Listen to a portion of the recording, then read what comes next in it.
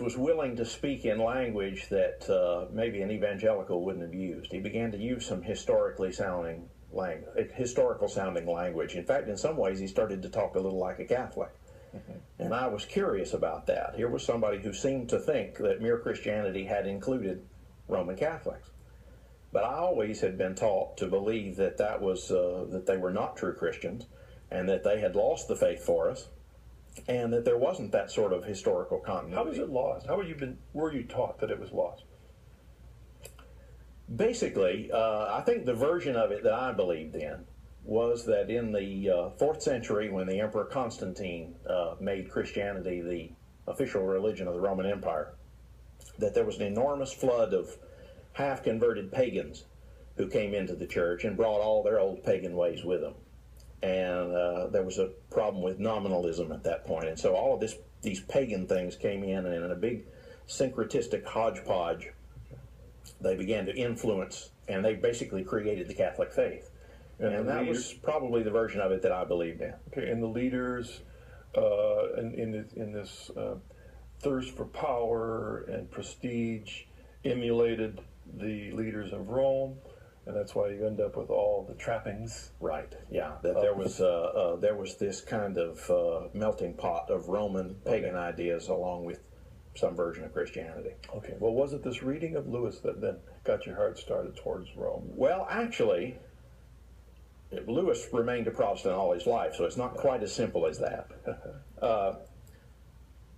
I think what happened is that when I went out to go to work on the missions field, right away I encountered something that I'd never really seen at home. When I was at home and surrounded with people who thought basically the way I did on theological matters, there was a sense you were protected from some of the unworkability of mere Christianity in the real world. I'd gone out on this on the basis of mere Christianity, and here I was in a mission work. We had 28 different nationalities involved in the mission I was involved in, and at least that many different forms of Protestant Christianity. And being put into this crucible, this melting pot of all of these ideas, you began to see right away the limitations of the mere Christianity concept.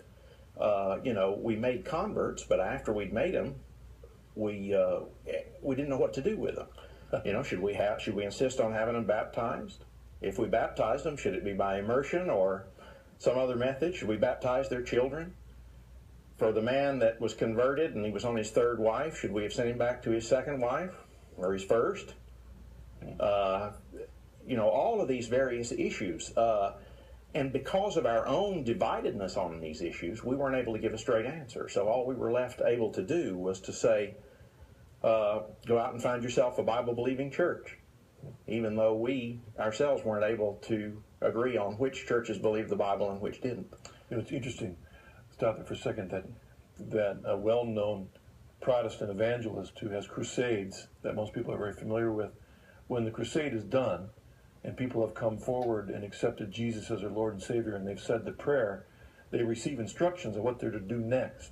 Right. And in this non-denominational environment, the advice they get is find a Bible-believing church, one that prays and teaches the Bible. I mean, in essence, that's as deep as they can get in terms of instructions on what to do next for the same problem. Exactly. When Jesus sent the apostles out into the world, he told them to convert people, but he also said, teach them to observe everything that I've commanded you. And yet we couldn't agree on what those things were. Interesting. Yeah. So we had to keep a sort of a polite silence.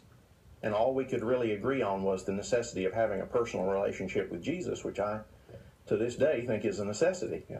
But we couldn't agree on what that personal relationship did and did not legitimately include. And so the only way to keep the peace was to have an almost contentless faith. Yeah.